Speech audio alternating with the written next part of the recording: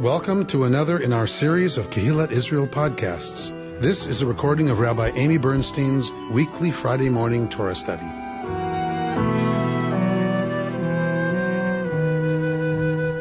We are beginning the book of Leviticus this morning. We finished the last parsha of the book of Exodus last week. And for those of you who will recall, if not, then it's new information for you, that the narrative of the Jewish people begins in Genesis as a family story, the family of our ancestors, and then in Exodus becomes the national story. It becomes the formation of the people Israel. Then in Numbers, we get the traveling through the desert. In Deuteronomy, we're going to get a recap of everything that happened in Moses' farewell address to the people. And then at the end of Devarim, they are about to cross over into the Promised Land. Inserted in the narrative, inserted between Exodus and Numbers, is the book of Leviticus. Part of the book of Leviticus seems to be clearly a manual for the priests. Part of the book of Leviticus seems to be a manual for the people about the things that they need to do to stay in right relationship with the divine. It is very clear that we are dealing with a priesthood that understood itself to be responsible to the people. So in the ancient Near East, often what the priest did was secret. So people didn't have access to the texts. People didn't know how to read. They weren't given access to the sacred material that the priests would have had as their manual. Let's say there was a priest's manual for the Canaanites or the Edomites, right? The Edomite people would not have had access to those texts. You brought your offering to the priest. In all of the ancient Near Eastern cultures, you brought your offering to the priest. The priest took the offering and took it into the sacred precinct of the god or the goddess that was involved. There was a low bench that ran around the inside of the sacred space, and offerings would be placed on that bench.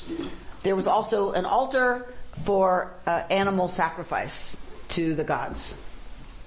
So we are not looking at a completely different system here in terms of what happened.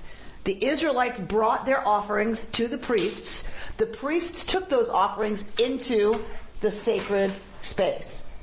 So it's very similar to what happened elsewhere in the ancient Near East. The people could not go inside the sacred space. They could not go inside the Mishkan, inside the tabernacle. Only Levites and priests could be in the sacred precinct, and only priests could go inside the actual tents, right? The actual structure of the Mishkan. The Levites were allowed past the fence that went around, and they were in the courtyard and helping to facilitate sacrifice and all those kinds of things.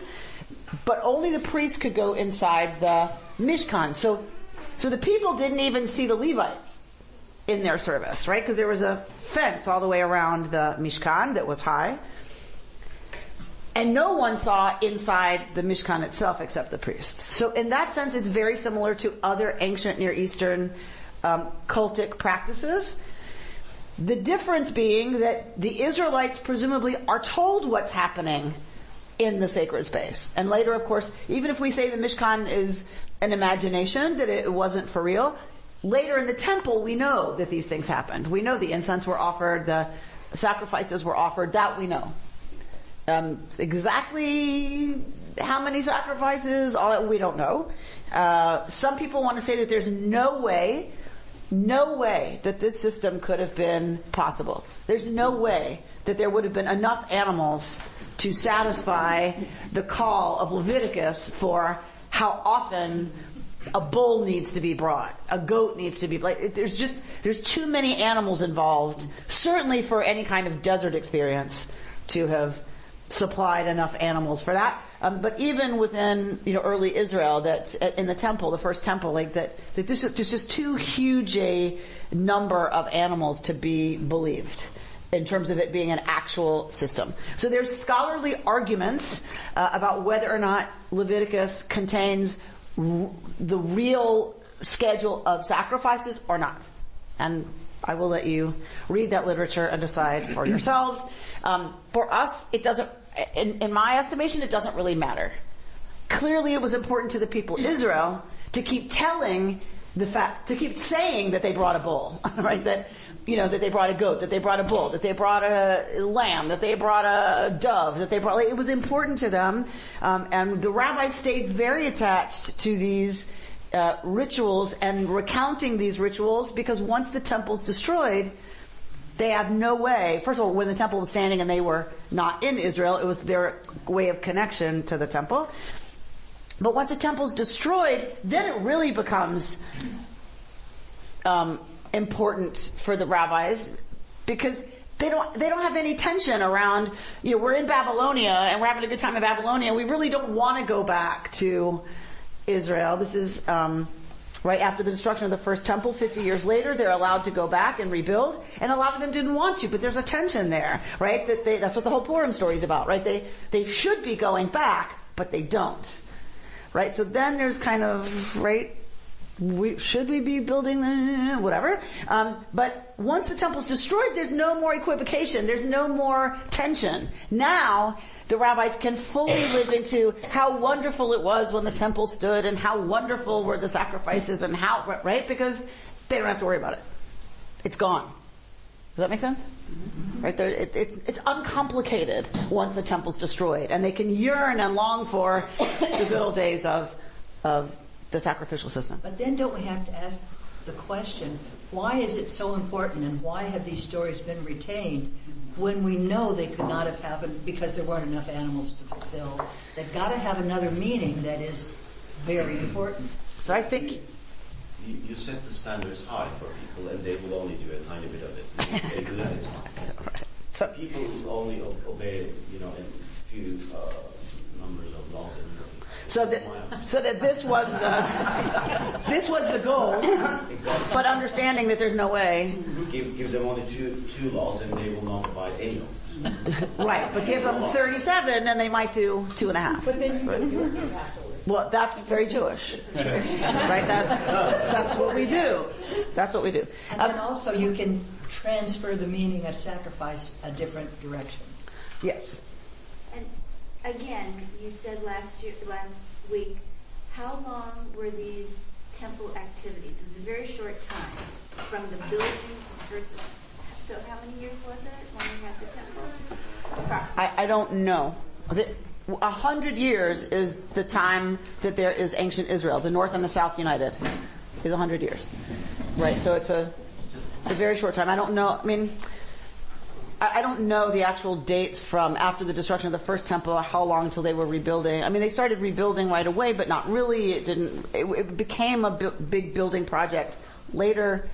But when that started, I don't know. But it's destroyed in 70, right? The first temple, the second temple is destroyed in 70. Yeah, because my understanding of Leviticus was not written until after the return of the Babylonian exile. That would mean that you have a late P. Right, a late P. You're a late P supporter. All right, so. And so if that were true, that would be. Now we have a new temple, and now you have to tell the people, remind them How it came to be. Of what's going on, because they have forgotten, presumably. All right, so remember we have sources, right? We have sources to contribute to what the final redacting gives us as the Torah. Hey, Yeah? would you mind using a dark pen? It's very hard to read that on a whiteboard. Better. It looks a bit like Christmas up here now. J, E, P, and D are our sources. Now you can't read anything. No, it's fine. That's better. That's better. Yeah, thanks, Sheldon. Rabbi, if you just stop talking, we won't have to worry about it. So J, E, P, and D are our sources that give us, when they're compiled together, give us the Torah. Yeah? So J is the Yahwist, who uses the name Yahweh for God, or Yud-Heh-Vav-Heh. E is the Elohist, who uses Elohim for God. P is the priestly source. This is the priestly writer. And D is the Deuteronomist. All right. So what Sheldon is saying is, well, we know, Rabbi, don't we, that P is writing after the Babylonian exile, after the return. So you have to figure out when to date P. So there's arguments about, is P early or is P late?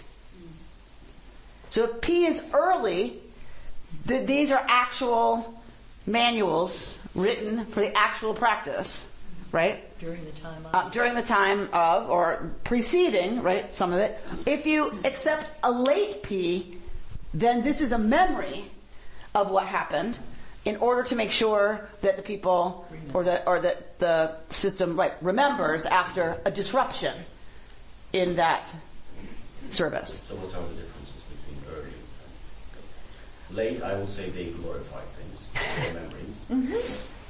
So what you're saying, Mehmet is pointing out, if you have an early P, what's the agenda of an early P and how is that reflected in the material? If you have a late P, what is the agenda and how is that reflected in the material? So there's lots of discussion, which I can go into at some point, about that. I like to favor an early P because I want it to be real and I want it to be a memory, and so I want an early P, but I am perfectly willing to accept that it's likely a late P. I can live with it. And then arguments on both sides are very convincing. Okay, so this is P. This is material from P. Whenever you see this one begat that one, begat that one, begat that one, that's P. P is very concerned with making sure that everybody's connected back to, right, so lineage is very important to P. And so we'll get in the priestly source often a genealogy. And you'll see a genealogy in Genesis. Lots of places in Genesis. But, so because P, even if P is early or P is late, it doesn't matter. This is late. The whole collection is late. The whole collection is very late. Very late. So whoever's redacting, like P got a hold of this material before D, if you want to go right, and so P goes back and inserts genealogies in Genesis and in when you'll see priestly material in Genesis and in Exodus, right? So that material gets inserted there.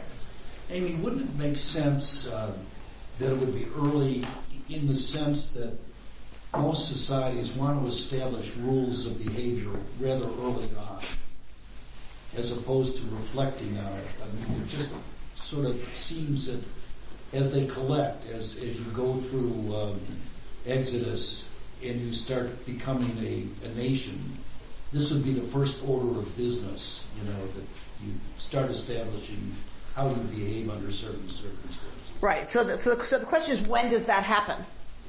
Right. The question is when does the formation of the people into a nation happen to the extent that you now need a national story and a manual? Wouldn't it seem that it would happen around the time of Genesis? That more logically. Okay, but we have to remember Genesis never happened. I'm not Genesis. I'm sorry, Exodus. Exodus never happened. Yeah. Well, right. It didn't happen. So are we asking at the writing of Exodus?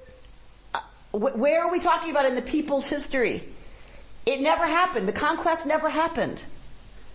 So if it didn't happen, then it's because it's easy to place it there if it happened, but it didn't. We emerged from Canaanites.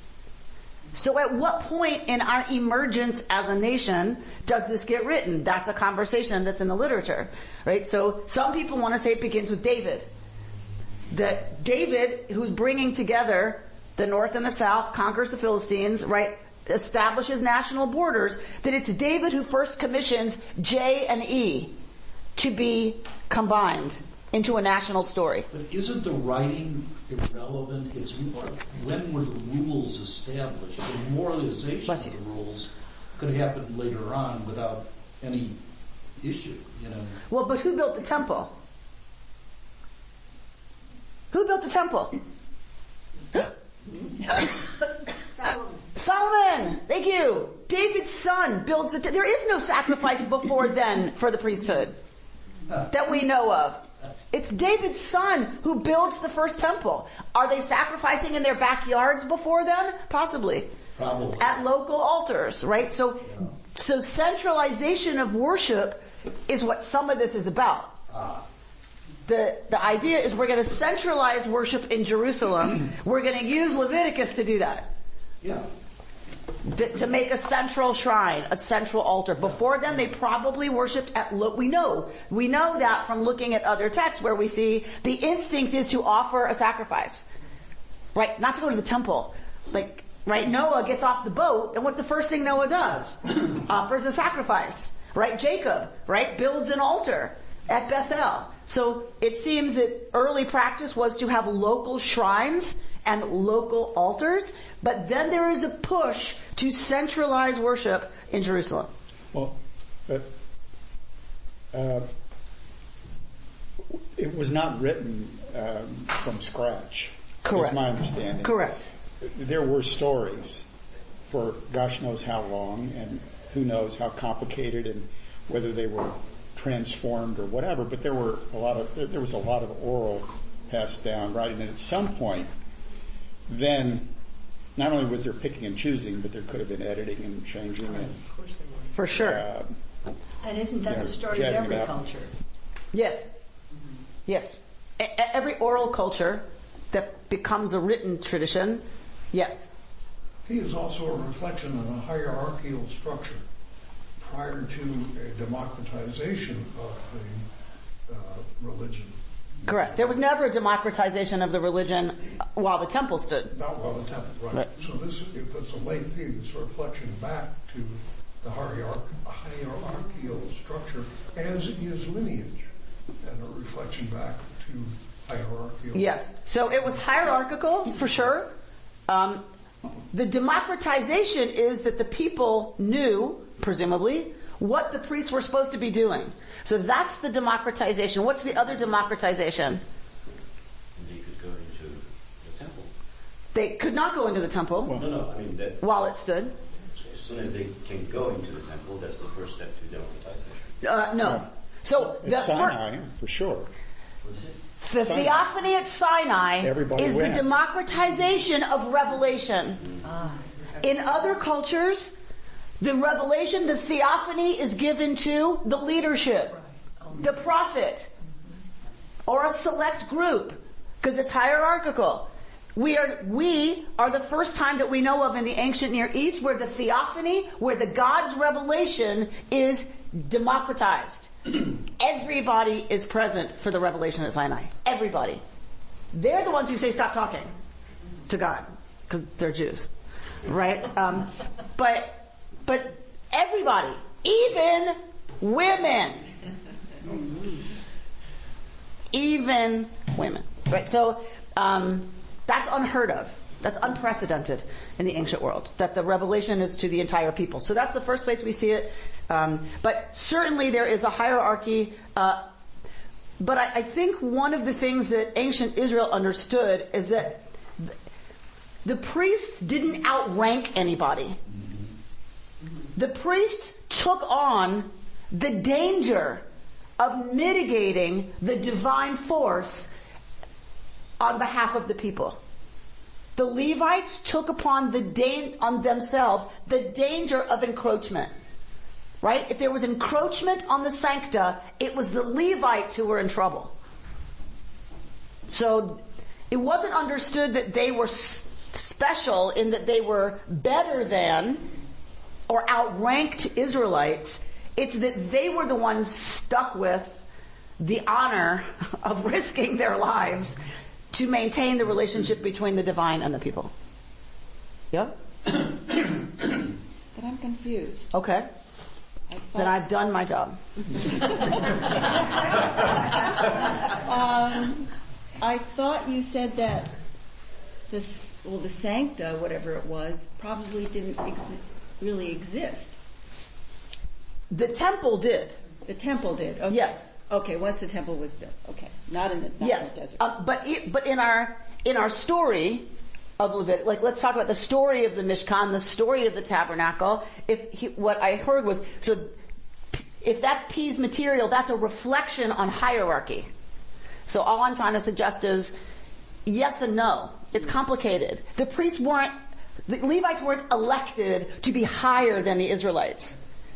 They were put in more danger than regular Israelites. They took upon themselves, God assigned them the danger of mitigating, right, the relationship between God and Israel. So if there was encroachment on the sancta, the Levites paid the price. If something went wrong in the nuclear center, it's the Levites who got obliterated. What exactly was that danger? How did they die? Did they Yes, get sick? that was. It was understood that if you don't handle that nuclear energy right, you die. I mean, through God or through other ways? Well, it depends on what the encroachment is. Well, but the Levites are supposed to kill anybody who tries to encroach. So then it's through their hand. But if you touch the ark or something, you get gone. But we didn't invent that fear. I mean, that fear was around with respect to gods, plural, forever. Right, and it's not only do we not invent it, it's true. When you come close to touching reality, capital R, it's dangerous. It's super dangerous. You ever been at a birth? You ever been at a death? You're touching stuff that's super charged, right? I think our imagination has a way of expressing that as fear and of this, exploding energy. But I think it's not separate from reality. Like it's real. Like you call it awe, but it's dangerous. Yeah, the mystery, capital M, at the heart of reality is dangerous. Because we're changed. Something's going to happen to us when we really confront that or touch it. Something's going to change.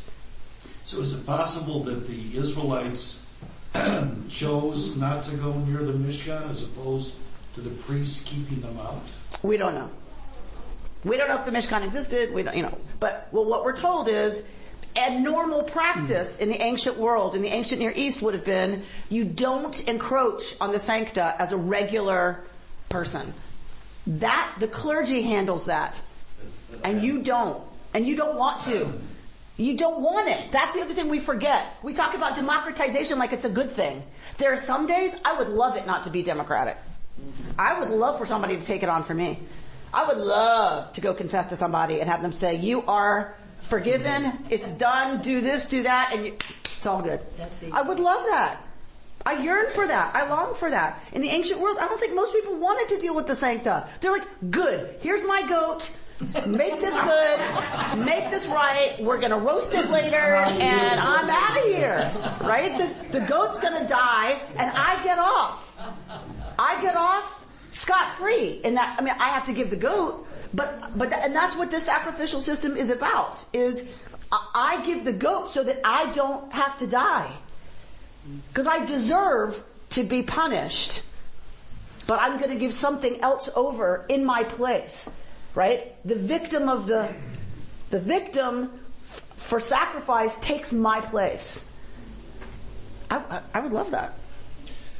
Also describing, as you just did, the tendency toward dictatorial, we hope benevolent dictators, but the hierarchy has a political and human nature component. Yes. Power seeking. Yes. And in the ancient world it was normative.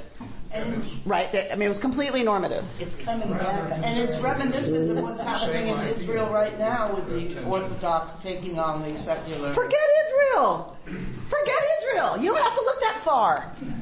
Look at Washington, D.C. Especially. You want to see what he's talking about? Turn on CNN. People want, when they feel lost, when they feel out of control, when they feel disempowered, when they feel they've been left behind, people want a totalitarian leader. Tell me what They want someone to tell them what to do and how they're going to fix it, how they're going to make it better, and I don't want to have to think about it. I just want to know you're taking care of it. And, I mean, it's absolutely human nature. Absolutely. Democracy is super hard. And right now, and I'm not even just talking about this administration, right now, we're not doing it very well.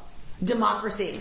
Because democracy requires being a grown-up and really being able to talk to each other and really being able to hear the other side and really being able to compromise and give up, sometimes painfully give up, what we want in order to reach a compromise where more people are happier and better off than they are now. And we are not doing that. We can't even have a conversation about some things, like gun control. We can't even have a conversation in this country about that. Right? We don't want to really do democracy. We want our freedom, but we don't really want to do the incredibly hard work of being responsible for this democracy, right? We don't even vote. We don't vote. I mean, if you look at our voting record, it's pathetic. Pathetic. Now look, is it better than Putin's going to get reelected because there's like not another choice? Yes. I mean, I think, okay, at least our elections aren't a total sham, when they're not being run by Russia. But we don't vote. Right? We don't. There are a lot of roadblocks that have been put in the way. 100%. Yeah. Mm-hmm. Why do we vote on Tuesdays? Right, when people have to work, and poorer people often have jobs where they can't necessarily get out in time to vote. So we put up roadblocks for people to vote so that certain people get to stay in power, right? Because as much as we celebrate democracy, there's a push back against really giving the people the power, right? Not those people. Exactly. When we said all people were created equal, we didn't exactly mean that. But I was just when I was in Israel last, we had this presentation by this, I forget who it was even, and he said, like, careful what you ask for when you talk about you want democracy in the Middle East. Be very careful what you ask for, because if you have democracy in the Middle East, then the people get to decide their leaders. Who did they elect in Gaza? Hamas. So that's democracy. Okay, you want democracy? Then guess what? Hamas was elected democratically, overwhelmingly. So, be fair. What do we mean when we say it? Really, do we mean we want democracy? Absolute democracy? Really? They said the same thing in Egypt. Yes, right? Okay. Well, it depends on whom the Saudis pay for. Right. So, I mean, it's, right, to influence the election, right? So, we're getting a little off topic. Back to the topic. Levites are only Levites by lineage, right? Yes. I was looking at the fact that they're not considered hierarchy or special. They take the burden. And I was looking at how we interpret chosen people now. We look at it not as chosen to be better, but as chosen to have a responsibility. That, it seems to me, a direct correlation. Yes. And that. Yes, it is. So people who are okay with that word and want to reconstruct that word say, chosen doesn't mean better. Chosen means we're chosen for this craziness. Other peoples are chosen for their special relationship with God. We're the only ones chosen for this nonsense, right? That to do the work. Well, to do this work. Yes. Every people has their work. Nobody else cares about eating shellfish. Who cares? So this is our special way, and this is the way we're chosen to be in relationship with God through this particular covenant. Every people has its covenant with the divine. And we are also Jews by lineage unless we convert. It's very relatable to me. Because, this is where it originates. Right? Mm-hmm. But early Reconstructionists could not abide the reconstructing of that term. And many Jews still can't. I can't. I won't say it. I won't use it. The chosen. I won't use it. So I agree with Kaplan. Mm-hmm. Not so much because I can't reconstruct it. I could probably reconstruct it, but I don't want anybody coming into my synagogue who's not Jewish and seeing that in my prayer book. Who chose us from among all other people. We cannot have it because if we don't believe that, Kaplan said we should say, mean what we say and say what we mean. And for other people to come in and see us say that, I agree, let's get rid of it. Let's change it. So we don't have Asher Bachar Banu Mikol Ha'amim in our prayer book, and we don't say it when we come to Torah to be called for an aliyah. Instead of Asher Bachar Banu Mikol Ha'amim, who chose us from among all other peoples, we say Asher Kervanu La'avodato, who has drawn us near to your service and given us the Torah. Not and chose us from among all people and gave us the Torah. So whenever we call it Bar Bat Mitzvah time, we call people up for an aliyah to Torah. I have 2 pieces of paper there, and I say, do you want traditional or reconstructionist? The blessing. Because here we say the reconstructionist version, but we understand other people have a different practice, and so we make the traditional available. All right. Let's look at the Torah, shall we? Chapter 3, verse 1. I know. We've been here half an hour. But we learned so much. All around. That's all right. We're not going to stay too long with text. So chapter 3, verse 1, we're in the second triennial reading, so we're not reading the first hunk of the first portion of the book, and we're not reading the last hunk. We're reading the middle chunk of every portion.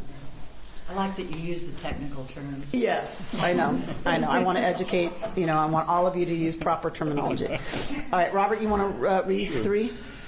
If your offering is a sacrifice of well-being, if you offer of the herd, whether a male or a female, you shall bring before Adonai one without blemish. You shall lay a hand upon the head of your offering and slaughter it at the entrance of the tent of meeting. And Aaron's sons, the priests, shall dash the blood against all sides of the altar. Then present from the sacrifice of well-being as an offering by fire to Adonai the fat that covers the entrails and all the fat that is about the entrails, the 2 kidneys and the fat that is on them, that is at the loins, and the protuberance of the liver, which you shall remove from the kidneys. Aaron's son shall turn these into smoke on the altar with the burnt offering which is upon the wood that is upon the fire, as an offering by fire of pleasing odor to Adonai. Okay, so we're getting description of different kinds of sacrifices. We are now at chapter 3, dealing with the shlamim sacrifice. Here it's called, what is it? What is your translation? Well-being. Well-being. Okay. The term I prefer is the sacrifice of greeting. So this is, shlamim is, you're saying shalom to God. It is a greeting. You're coming into the divine presence with a gift. Right? So, but it is given out of a sense of out of being shalem, out of being whole, out of being full, it comes out of a good thing, right? So this sacrifice is a gift that's given out of your sense of gratitude, or something good has happened, or your fields were really great this harvest, or your son just got into medical school, whatever it is, your daughter is going to be an astronaut. So you bring a shlamim at that time. So we're getting before this, we got the description of the Holocaust and of the sin offering, and here we have the shlamim. So the shlamim is like many sacrifices. There's a part, so some sacrifices are a Holocaust, so they are completely consumed, the whole thing. Other sacrifices are partly given to God, and then partly given to the person bringing the sacrifice and to the priesthood. Right? So it's a meal, you're having a meal with God. That's the point. So what does God want from all this? What does God get from the sacrifice? God gets the fat because it makes reach nichoach. It makes a pleasing odor. So what God gets, even the ancient Israelites did not believe anymore that this was feeding God, right? That you used to feed the gods. The gods needed to eat and drink. So you had a libation offering, and you brought your food gifts to the priest. They would take it into the sancta, put it on the bench before the god, and the gods would eat right, of the gifts of the person, ancient Israel did not believe that God needed to eat. They had evolved from that idea to the idea that what God really wants is the smell. So what you're giving God is the smoke. And I don't know about y'all, but I can smell a barbecue from 10 miles away. And I'll find it. Right? For those of us who eat meat and like it, there is no smell like fat burning on a fire. No smell like that. I'm glad you came. She has to leave early. But I love it when people say I have to leave, but I wanted to be here for as much as I could be here for. I love that. Love that. That's a yummy smell. So that's what's being offered to God. Right? The other thing that has to get dealt with are the organs. Right? We have to burn those. Why? Because you don't want to read no divination. Divination and sorcery. No divination for Israelites. So to be sure there's no divination, you take the divining things and you burn them up on the altar. So those are burned, and the other thing that's got to get dealt with is the blood. We have to deal with the blood. The blood is the life force. Israelites are not permitted to consume the life force of an animal. Why?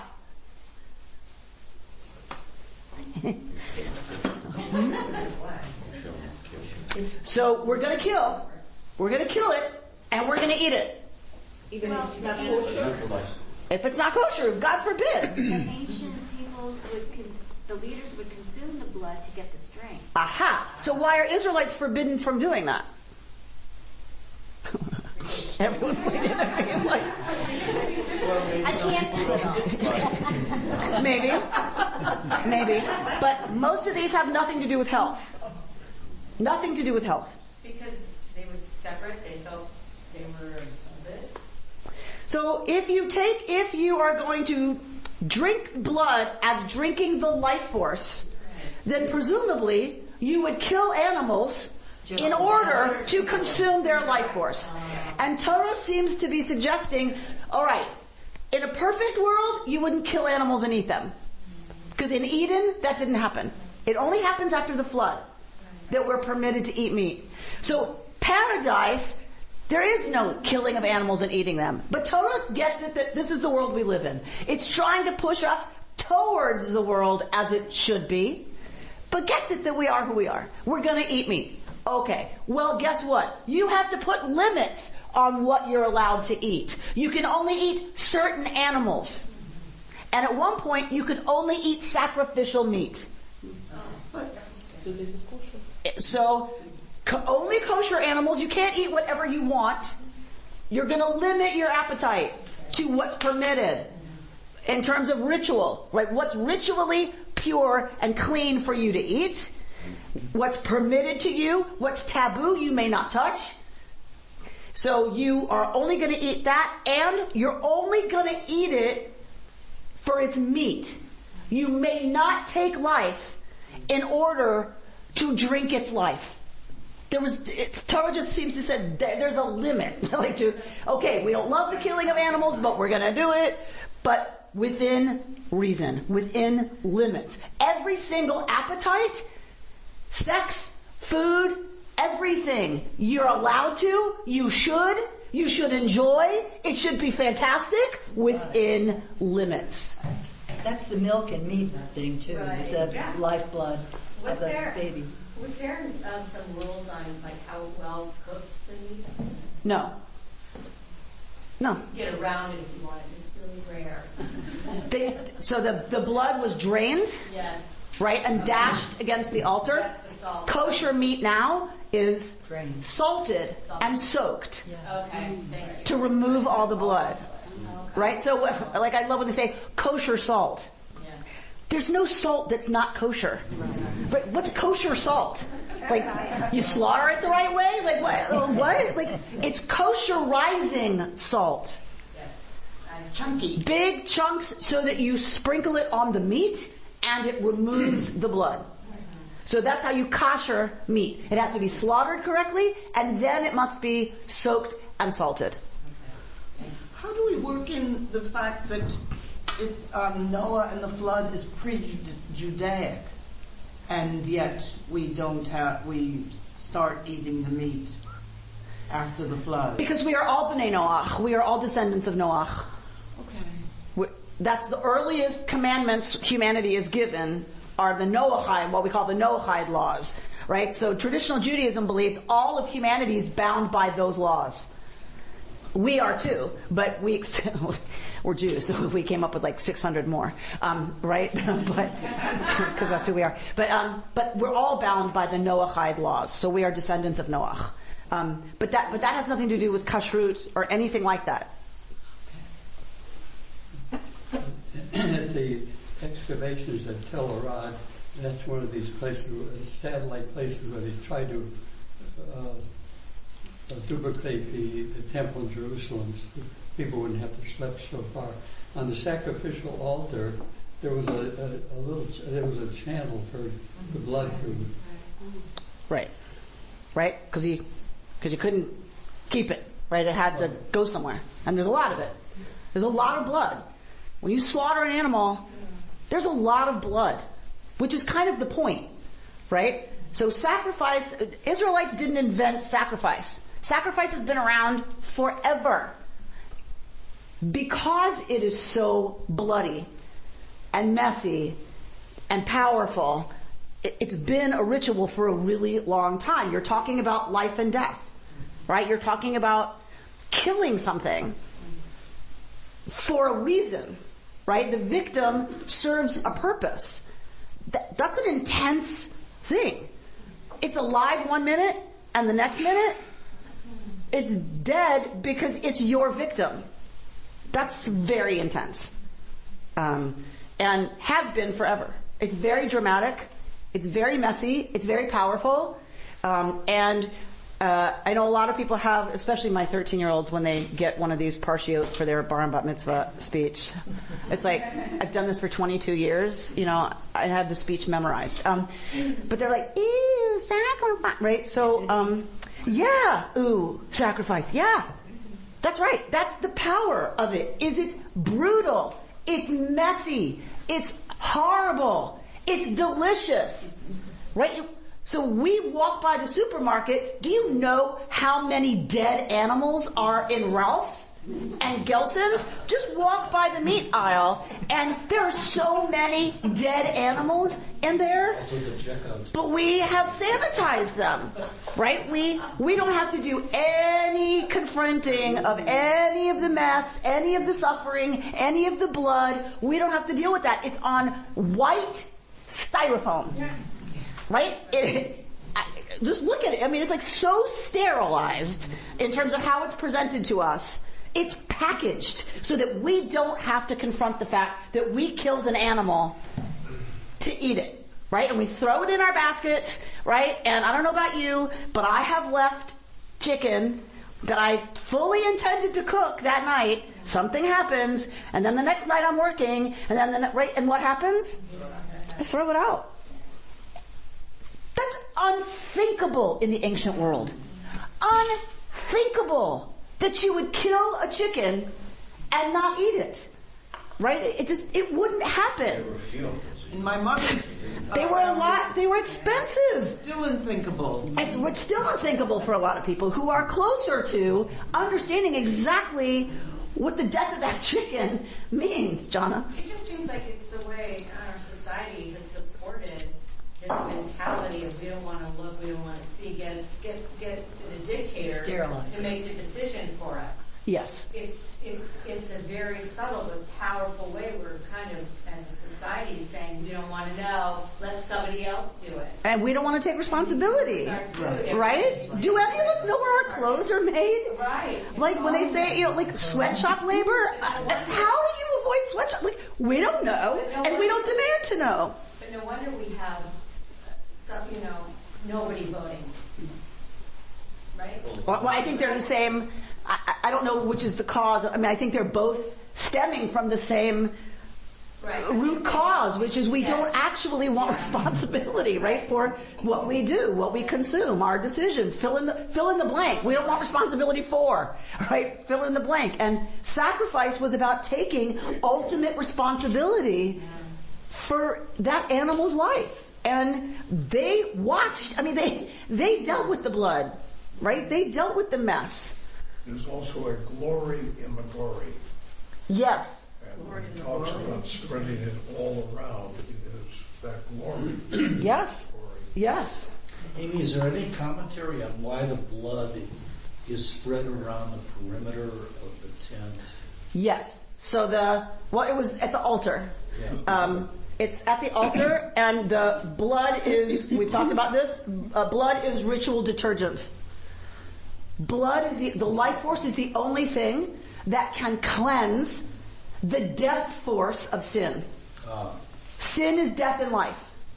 And so the life force is the only thing capable of washing away the effect of death, which is sin. And if that's there, the divine presence cannot dwell in the sanctuary. That sounds like Christian theology. But the life force, the blood. I mean, of course. Of course. Yeah. Where they didn't come out of nowhere. Right. Right. Of course. The sacrifice, the lamb. Right. Of course. They were Jews. And pagans who were also sacrificing. It's not just Jewish. Everybody in the ancient world sacrificed. But of course, the blood of Jesus is the only thing. Yes, that's the only thing that can cleanse humanity of sin is the blood of Christ. Of course. It is very, very old and very Israelite. Israelites did not go there. They did not go there. They left sacrifice. Right? Christianity reconstructed it. Judaism did not. Judaism left it. What took sacrifice's place? Service. Prayer. Prayer takes the place of sacrifice. We offer our prayers on the altar of our hearts. Right? That is what becomes, that's why we have prayers 3 times a day, because that's how often sacrifices were offered in the temple 3 times a day, right? You get an extra one on Shabbos, so we have an extra service called Musaf, the additional service. On holidays and Shabbos, there's Musaf, an additional service, because there was an additional offering on those days. Yes? Well, you mentioned sacrifice of Shulamim, for example, and I was thinking of us singing Shalom Aleichem and, forgiveness. Yes, absolutely. So what we're offering are our longings, our hopes, our celebration, we're offering all of that to God in place of animals.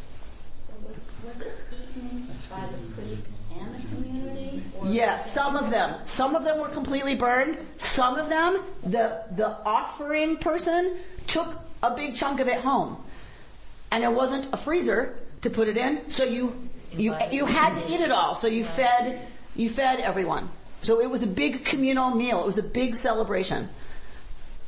Yes, given that the fat created smoke, which was a pleasing aroma, I didn't know that Jews invented aromatherapy.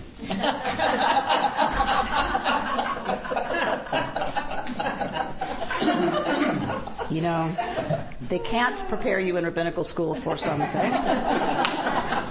And you never know when it's coming. I thought it was a legit comment over there. I have to tell you, Amy, I grew up in a town with a huge stockyard. That aroma was not pleasing. No. No. Right. So we're talking about meat cooking. It was. Right. The meat cooking. And so the Levites had a really messy job. Think about it. They were around the stench. They were around the yucky part of this whole procedure. And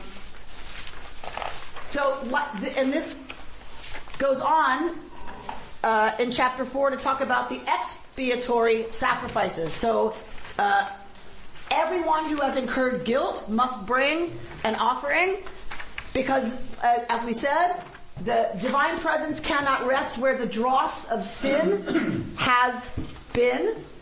And so when you sin, what's not on purpose?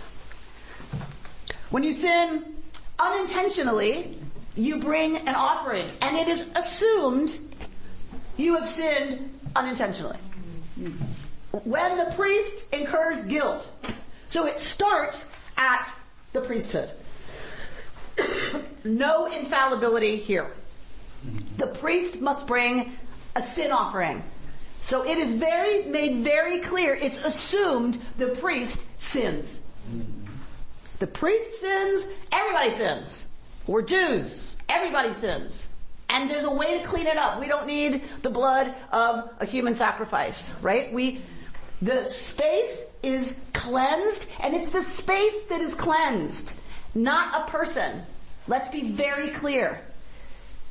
Nothing happens to the person. The space is cleansed of sin, so that the divine presence can rest there. Okay? That was the understanding in ancient Israel. And the victim is substituted for me. So whatever's going to happen is going to happen to the victim, not to me. And there's a powerful thing about substitution there. It gets what I deserve. Okay? So those two things. That's the story of Jesus. Yeah. Yeah, they reconstructed this practice. Absolutely. All right. So we're going to look at the teachings of Rabbi Alex Israel. He is way more conservative. He's modern Orthodox. So there are points at which I diverge, right? We would diverge from Rabbi Israel. But I think he has some really, he has a nice way of talking about some of this stuff that I wanted to put into your hands. We're not going to go through all of it, obviously. I want you to keep it though, like stick it in your book of Leviticus or whatever. I mean, I think it's an important teaching about the sacrifices. So first of all, we're going to look at, because we're going to be dealing with this for a while. Since we're just starting the book of Leviticus. So tell me, I know a lot of y'all know this already, but we have to do it. Tell me the Hebrew word for sacrifice. Korban. Korban. All right. So what is the shoresh? What's the root? Karov. Karov. Which means? Closeness. Which means close. Near. So translate, without using the word sacrifice, translate korban for me. Could be. So it's the noun.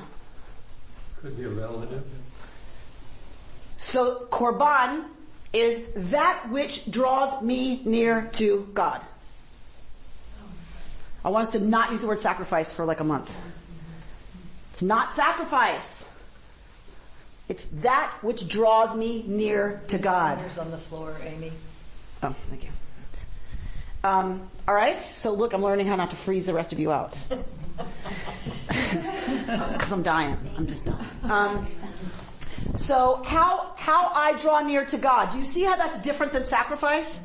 Because what happens, what do we think of when we think sacrifice? Other than death? Losing. Yeah. Losing. Giving up something. I give up something. And it's hard. Right? And I suffer a little bit for that. That is not the idea of a korban. That is a modern idea and a word that triggers a whole host of associations that is not present in the idea of korban. A korban is a gift. Right? Judy gave me this bracelet for Valentine's Day. Right? Did it hurt for her to withdraw that money and go buy me this bracelet? Right? Yes, she gave up resources that she could have spent on something else, which fortunately she did not. Right? So, but when you do that, when you give of your resources to someone you love, aren't you excited to give them a present? Yes. Aren't you excited that they're going to open this box and they're going to be so pleased? That's not suffering. No. Does it require my resources? Yes. But That's not the point. The point is not that I'm sacrificing of my resources. That's not what happens when we give a gift to someone we love. We are happy to give it. We're excited about what it's going to mean when they open that. What it's going to do for us and our relationship. How we're going to feel. And we're going to feel really good if we're sincere about the gift, right? If we just pick something up because you have to bring something to someone's house, that's not what I'm talking about. I'm talking about a gift of love. A gift that's going to help you come closer to that person. That's why we give gifts, right? We give a gift so that I draw you closer to me. You're going to be happy with me, right? And you're going to love me more. And I love you more, right? So that's why sacrifice doesn't work as the translation of korban. Korban is from the root karov, to come close, to come near. We are offering a gift to the divine, hoping to draw nearer to God and to making that relationship closer. So that's the thing on karev, drawing near to God, bottom left corner. It means approach. It means coming closer. Look to the upper right corner. This is from Rabbi Samson Raphael Hirsch. The unfortunate use of the term sacrifice implies the giving of something up that is of value to oneself for the benefit of another. Drop down a few sentences. Karev means to approach, to come near. And so to get into a close relationship with somebody. This at once most positively gives the idea of the object and purpose of the process of korban as the attainment of a higher sphere of life. The person desires that something of him or herself should come closer to God, and that's what korban is. So it's not just that I'm giving it to God. In giving a korban, I am achieving something I want, which is a higher state of connection to the divine. So in some ways it's selfish. Not only is it not sacrificial, it's selfish. I attain something that I want by bringing that offering. Okay? So that's a whole different way to think and talk about the idea of korban. Wow. I had a mother consider gift giving caused you to be obliged to other people. It was a burden. That we talked a little bit about this last year. There is something to that when I give, there's also some insecurity about will that gift be accepted? So there's some nervousness about is it going to be good enough? Her idea was that it obligated you to somebody, and so you didn't want any gifts because you didn't that is a very important part of gift giving. And there are some people that say that is also at the root of korban. What does that mean? Think about how chutzpahdik that is. What does that mean? What did I just say?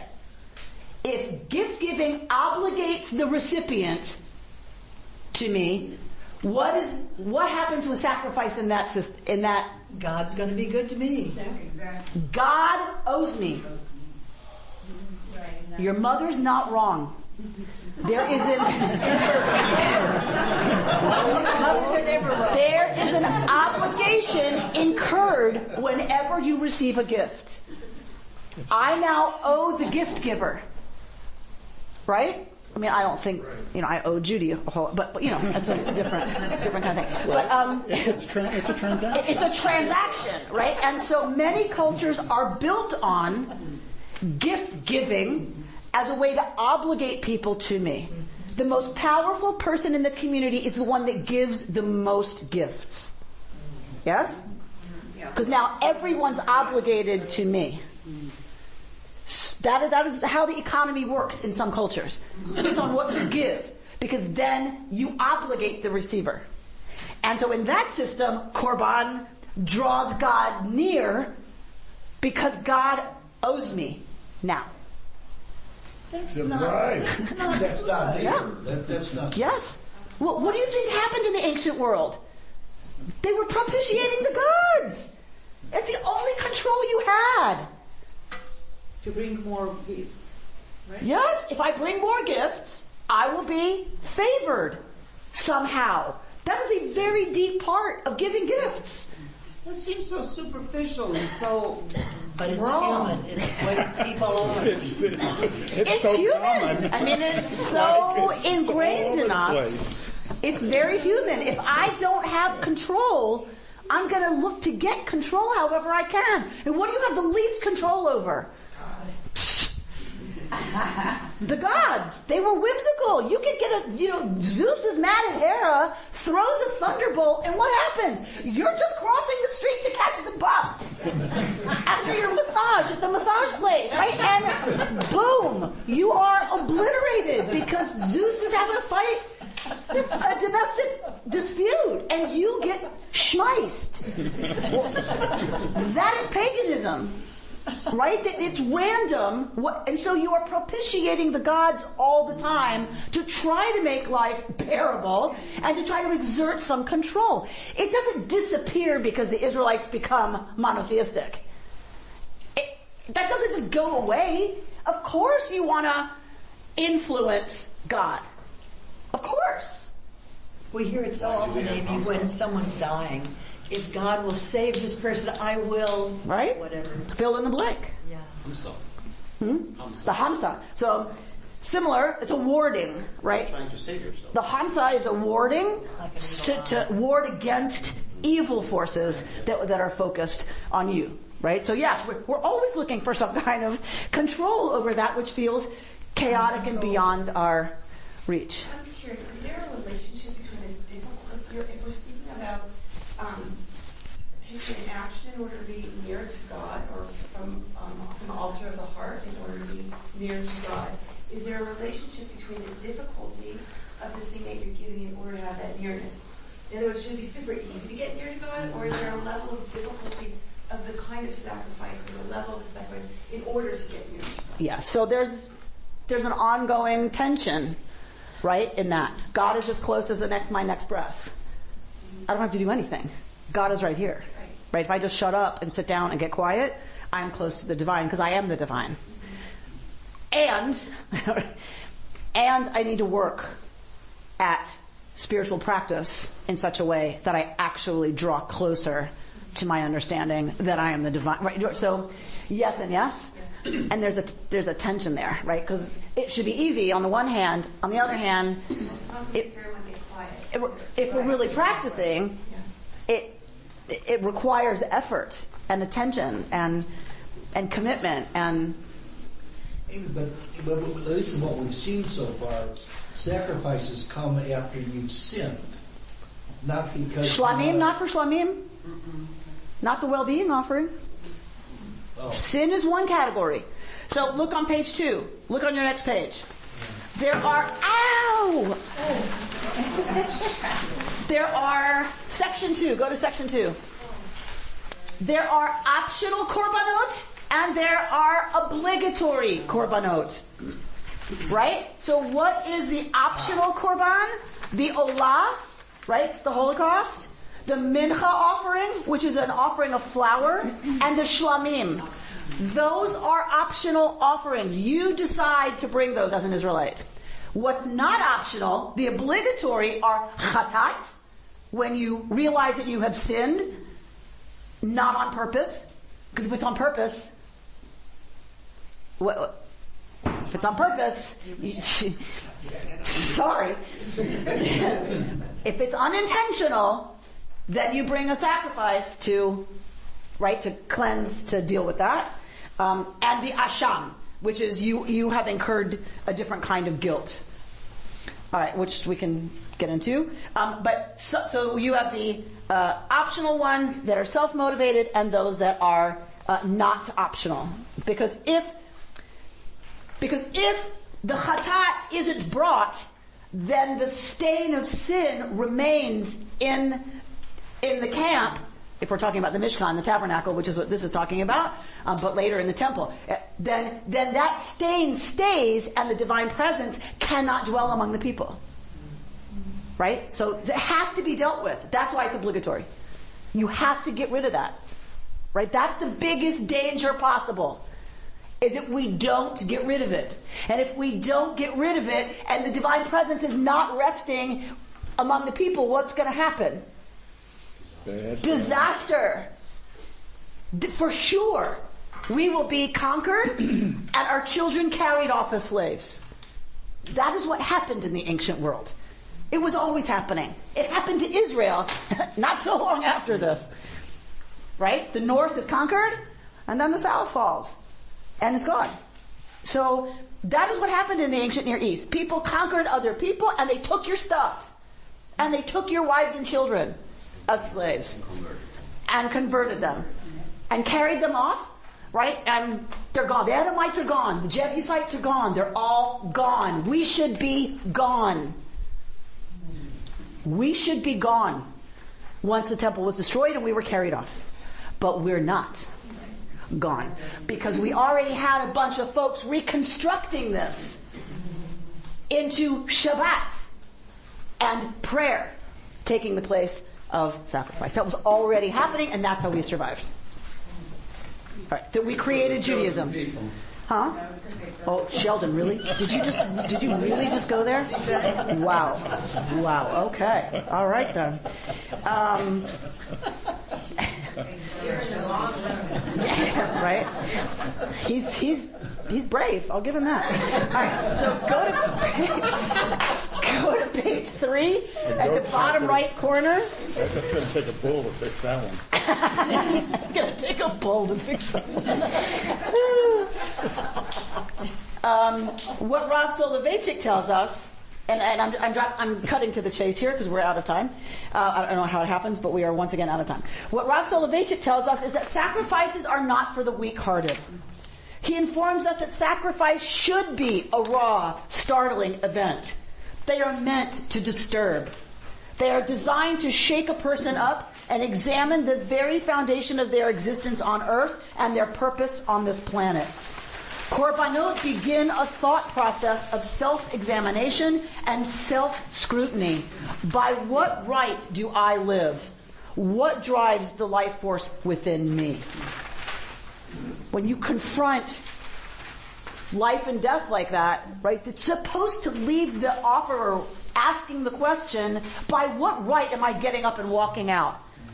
It happens to me every single time I do a funeral or I leave the deathbed. By what right do I, Amy Bernstein, survive this? And what do I do with the fact that I escaped it this time? I didn't get the phone call that it's stage 4. But Carrie Scott, who we buried yesterday, did. And was dead at 59. I'm 53 next week. By what right do I walk away? That is what the Korban is supposed to bring us to. It's not supposed to be clean. And it's not supposed to be easy. We've lost that. That's why I love this. Because we've lost that. We don't have what shakes us up like that anymore. And where do we process that? What do we do with that? We're confronting it all the time. Like I just said, I confronted it all day yesterday. But what do we do with that? Right? There's no ritual way that we channel that and confront it in a sacred rite that leaves me feeling closer to the source of life. Right? We just walk around going a little existentially shell-shocked sometimes. Isn't that exactly the symbolism of Isaac's sacrifice? No. But that's another conversation. Yeah, but substitutes no, an animal. He's not sacrificed. No, he's not. But he almost is. Right, but he's not. The animal is. Right. So you have the sense of self identified with the animal. How is it that I'm surviving when the animal is dead? Oh, so that's exactly, yes, that's what sacrifice is based on, yes. Yeah. The victim dies and not me. And then what that does to Isaac, that's a whole nother, we'll talk about that when we get back to Breshit, after Simchas Torah. Because we've gone there before. We've gone there. That what it does to Isaac is not good. It essentially destroys him. But that's a great story. So I just want to go to this. There's a fabulous book called Leviticus. You have no idea. That's the name of the book. That's the name of the book, and it's fabulous. It's fabulous. So it's Maurice Harris. And believe me, there's not a lot that's fabulous written about Leviticus. I gotta tell you, I've looked. Right? Like I said, I've been doing this for 22 years. And I was so excited when this book came out. I was so excited. So I just want to share a few of his words to close. I know I have to let you go.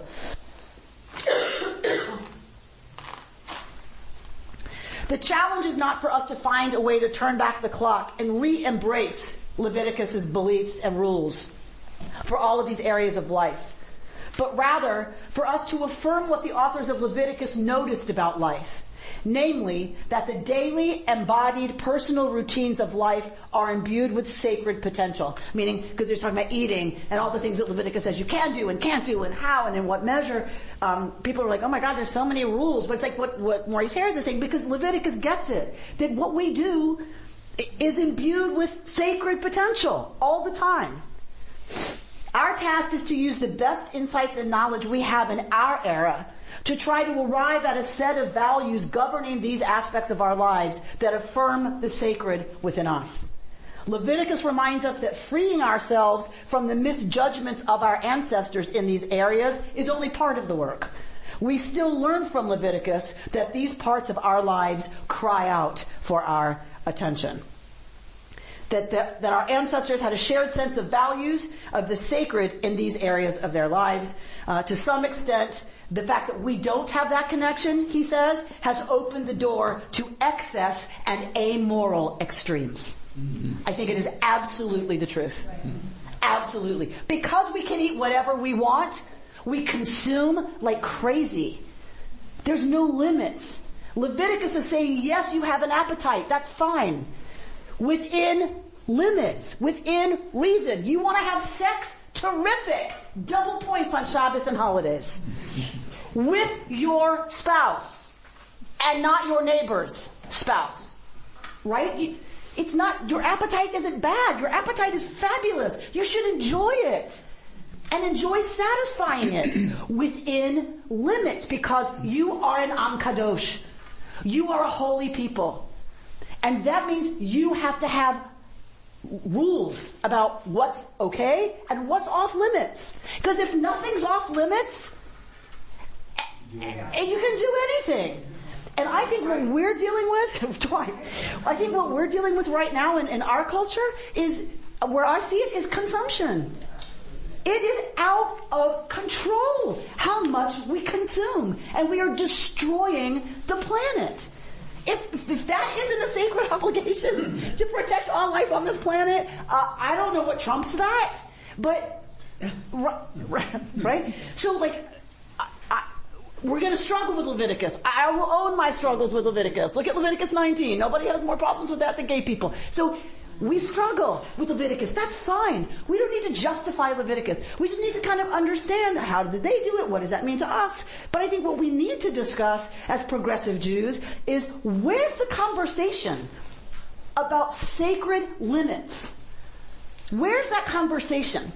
Right? We had a 2-year process to come up with what our kashrut policy is here. That's great. Well, what about single-use water bottles? Right? Okay, we got rid of those.